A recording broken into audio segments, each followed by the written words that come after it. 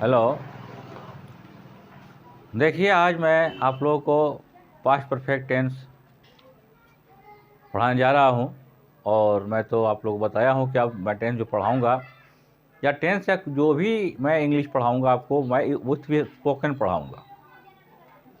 कि पढ़ाने के साथ साथ आपको मैं स्पोकन प्रैक्टिस कराऊँगा, आपको मेरे साथ बोलना भी होगा।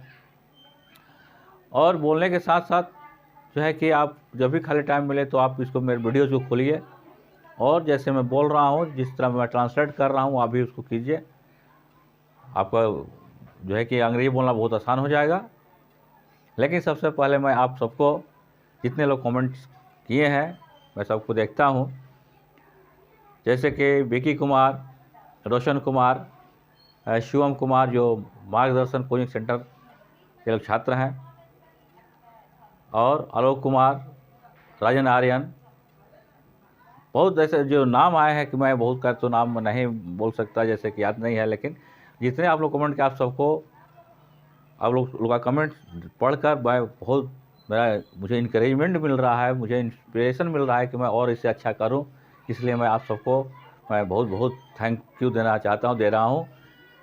और इसलिए मैं आप लोग से आग्रह भी करता हूं कि आप लोग जो है कि मेरे वीडियोज़ को देखते रहिए और इसी तरह कमेंट करके, और क्या करते हैं कि उसको व्यू बढ़ाइए, शेयर कीजिए, लाइक कीजिए और सब्सक्राइब करवाइए और मुझे और इनकरेज कीजिए, इंस्पायर कीजिए, मुझे पूरा जो है उत्साहित कीजिए, ताकि इससे अभी अच्छा मैं आपको इंग्लिश देता जाऊं, ताकि आपको जीवन में किसी भी कदम पर इंग्लिश में कोई प्रॉब्लम आपको नहीं हो।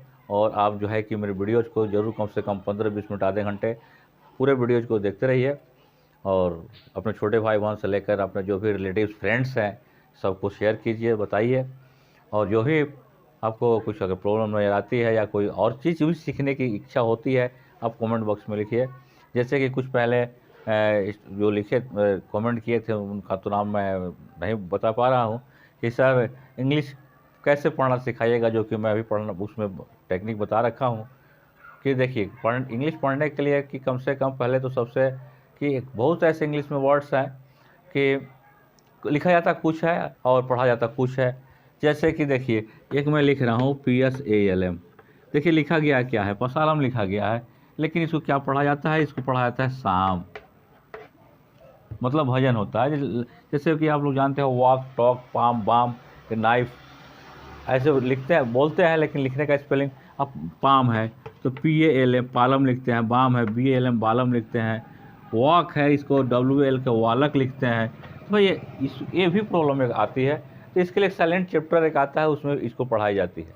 तो इस पर भी कमांड होना चाहिए। जैसे कि इसमें इसको शाम पढ़ रहे हैं, इसमें P और L साइलेंट है, इसमें L साइलेंट है, इसमें L साइलेंट है, इसमें L साइलेंट है, बट वाई, क्यों साइलेंट है? तो अच्छी इंग्लिश पढ़ने के लिए तो इस चैप्टर को पढ़ना पड़ेगा।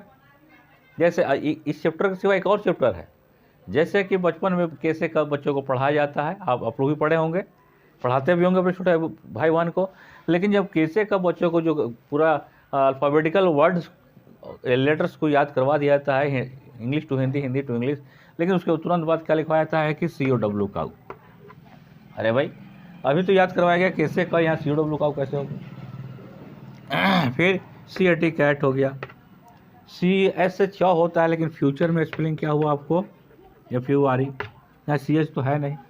तो इसमें भी ज्ञान रखना होगा, इसकी भी जानकारी रखनी होगी। तो मिलेगा कैसे? ये साइलेंट चैप्टर से आता है, ये प्रोनाउंसिएशन चैप्टर से आता है। तो ये सब चैप्टर पढ़ना पड़ेगा। तो ये सब चैप्टर जब हम पढ़ लेंगे, जानकारी इसके विषय में हो जाएगी, तब हम जो है कि मैं आप या कोई भी अच्छी इंग्लिश पढ़ सकते हैं, अच्छे इंग्लिश वर्ड को पढ़ सकते हैं। ये सब टेक्निक तरीका है, ये सब रूल्स रेगुलेशंस हैं। तो जब हमको ये सब पता नहीं हो तो मैं क्या पढ़ूँगा भाई? मैं आप, जो कि मुझे एक आप ही के विद्यार्थी ने, उनका नाम भूल रहा हूँ, मैं कल उनका नाम बताऊँगा, कहते कि सर बताइए इंग्लिश कैसे पढ़ी जाएगी। तो बाबू, इंग्लिश पढ़ने के लिए जो है कि शुद्ध इंग्लिश, करेक्ट इंग्लिश पढ़ने के लिए उसके साइलेंट चैप्टर ऑफ प्रोनाउंसिएशन को पढ़ना पड़ेगा। तो पढ़ना क्या, मैं पढ़ाऊँगा, बताऊँगा। तो मैं इसलिए बार बार आपको कहता हूँ कि स्टेप वाइज मैं आपको सब कुछ देता चलूँगा, बशर्ते कि थोड़ा आप धीरज रखिए। लेकिन एक काम आपको तो करना पड़ेगा, मैं आग्रह कर रहा हूँ, I am requesting you all कि मैं हर वीडियोज़ को आपको माइन्यूटली, अटेंटिवली आपको देखना पड़ेगा, यानी उसको सुनना पढ़ना पड़ेगा। और कहीं प्रॉब्लम होती है तो आप कमेंट बॉक्स में लिखिए। तो मैं अभी स्पोकन में शुरू करने जा रहा हूँ पास्ट परफेक्ट टेंस। जैसे कि मैंने इसके पिछले वीडियो में मैंने पास्ट कंटिन्यूअस टेंस दिया था कि मैं जा रहा था, आई वॉज गोइंग, वो पढ़ रहा था, ही वॉज रीडिंग, वो खा रहा था, ही वॉज ईटिंग, वो नदी में तैर रहा था, he was swimming in the river. उसी तरह से आज मैं पास्ट परफेक्ट टेंस जिसका पहचान क्या, चुका था या था, चुकी थी, ये थी, ये था, वो जा चुका था, वो खा चुका था, मैं पत्र लिख लिया था, लिख चुका था, दोनों बातें की है।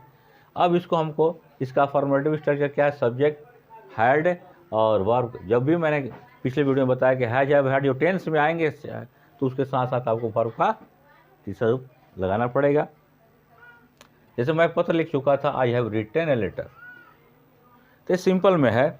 निगेटिव है तो निगेटिव है, तो जबकि मैं बता रखा हूँ सेंटेंस में पढ़ाकर कि नेगेटिव सेंटेंस बनाना है तो जो मेन हेल्पिंग वर्ब है, जो मेन ऑक्सिलरी वर्ब है, उसके बाद आपको क्या लगा देना है, नॉट लगा देना है, तो आपका नेगेटिव सेंटेंस बन जाएगा। इंट्रोगेटिव है, प्रश्नवाचक है, उसमें क्या पहले आता है सब्जेक्ट के पहले, तो हेल्पिंग वर्ब को बाहर, इंट्रोगेटिव सेंटेंस मेरा बन जाएगा, यस नो क्वेश्चन का हो जाएगा। दूसरा क्या है, WH क्वेश्चन। WH क्वेश्चन जो WH वर्ड्स होते हैं उसके साथ आपको हेल्पिंग वर्ब गिवन है, देना होगा। लेकिन इस टेंस में एक बात क्या आती है कि दो टेंस साथ साथ चलता है, एक सिंपल पास्ट और एक पास्ट परफेक्ट। तो सिंपल पास्ट की पहचान क्या है, जो मैं बता रखा हूँ वीडियोज में, लेकिन मैं देख रहा हूँ कि उसमें ज़्यादा शेयर व्यूज नहीं है। तो सिंपल पास्ट की पहचान क्या होती है कि आपको क्या लगा होता है, आ ई ए की मात्रा। कैसे सिंपल पास्ट की पहचान, आ ई ए, वह गया, गई, गए, सिंपल पास्ट। लेकिन इस सेंटेंस में देखिए, इस टेंस में देखिए कि इस टेंस की पहचान क्या है, चुका था, चुकी थी, चुके थे, तो यहाँ पर गिवन है, देखिए यहाँ दिया हुआ है, चुका था, चुके थे, चुके थे। लेकिन सिंपल पास्ट की पहचान तो इसमें नहीं है। जैसे आ ई ए, तुम डॉक्टर के आने से, ये पहचान तो यहाँ नहीं है। लेकिन जब आपको पता लग जाता है, आप देखते हैं कि चुका था, चुकी थी, इट मीन से पास्ट परफेक्ट टेंस है, तो इससे पहले जो कनेक्टर्स है, कंजक्शंस है, सेंटेंस लिंकर्स है, वो क्या है, वो पहले बिफोर, पहले के पहले जो सेंटेंस है, पहले का पहला जो सेंटेंस है, उस सेंटेंस को अपने आप ऑलरेडी हम किस टेंस में डाल देते हैं, सिंपल पास्ट में। किसमें डालते हैं, सिंपल पास्ट में, जिसका कि स्ट्रक्चर क्या होता है, जो आपको मैं पहले बता रखा हूँ, सब्जेक्ट, वर्ब का सेकंड फॉर्म, ऑब्जेक्ट। तो इस माइंड मेकअप कर लीजिए कि जब ऐसा सेंटेंस आपके सामने आता है कि मेरे स्टेशन पहुंचने से पहले गाड़ी खुल चुकी थी, पुलिस के आने से पहले चोर भाग चुका था, मेरे स्कूल पहुंचने से पहले घंटी बज चुकी थी, मेरे स्कूल पहुंचने से पहले सर पढ़ा चुके थे, पिताजी के दफ्तर से आने के पहले माँ खाना पका चुकी थी। तो जब ऐसा सेंटेंस आपके पास आता है तो आप पहले क्या कीजिए कि जो पास्ट परफेक्ट का जो सेंटेंस है, जैसे गाड़ी खुल चुकी थी, रोगी मर चुका था, चोर भाग चुका था, माँ खाना पका चुकी थी, इस सेंटेंस को, इस टेंस को, पास्ट परफेक्ट को, अकॉर्डिंग टू दिस रूल, इस रूल के हिसाब से सब्जेक्ट, हैड, वर्ब का थर्ड फॉर्म, ऑब्जेक्ट, इसके हिसाब से पहले आप इसको ट्रांसलेट कर लीजिए।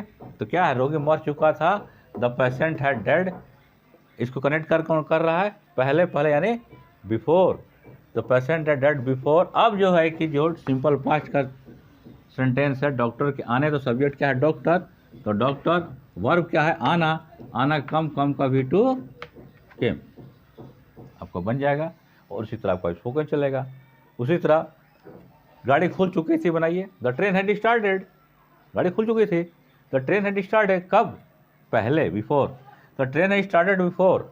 मेरे स्टेशन पहुंचने, मेरा तो यहाँ पर पीसी है, पोसेसिव केस है, तो उसके साथ हेलमेट लगता नहीं, लेकिन जगह किसका है, सब्जेक्ट का, तो मेरे का सब्जेक्ट मैं, तो मैं का English I, before I reached the station.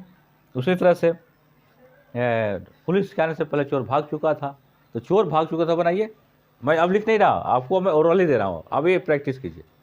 The thief had run away, the thief had fled away, चोर भाग चुका था। Before the police came, before the police came, मेरे स्कूल पहुंचने से पहले घंटी बज चुकी थी।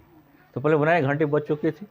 The bell had gone, the bell had rung. तो रिंग माने आपको सबको जानते हैं कि रिंग माने बजना होता है। क्या बजना? घंटी बजना। लेकिन जब घंटी बजने का जो अच्छी और इंग्लिश है तो उसको कहते हैं had gone. The bell had gone, घंटी बज चुकी थी, या द बेल हैड रंग। कब? बिफोर द बेल हैड रंग, before I reached the school, before I reached the school. Simple past में, जो मेरे स्कूल पहुंचने से पहले क्या था? घंटी बज चुकी थी। पिताजी के दफ्तर से आने से पहले मैं अपना गृह कार्य कर चुका था। तो फिर मैं अपना गृह कार्य कर चुका था, पहले बनाइए, बनाइए, बोलिए क्या बोलिएगा? तो क्या बोलिएगा?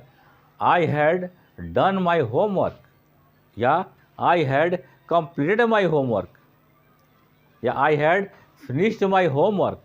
कब? बिफोर। किसके before? The father came from office, कि पिताजी के दफ्तर से आने से पहले। तो the father came from office simple past हो गया, और कर चुका था काम। I had completed my homework, I had finished my homework, I had done my homework before the father came from office. यही बात है। तो ये प्रैक्टिस, मेरे वीडियो देखिए, बराबर बोलिए, लिखिए उसको, कॉपी में इसको लिखिए, जूम कीजिए, लिखिए उसको। कैसे नहीं आएगी इंग्लिश?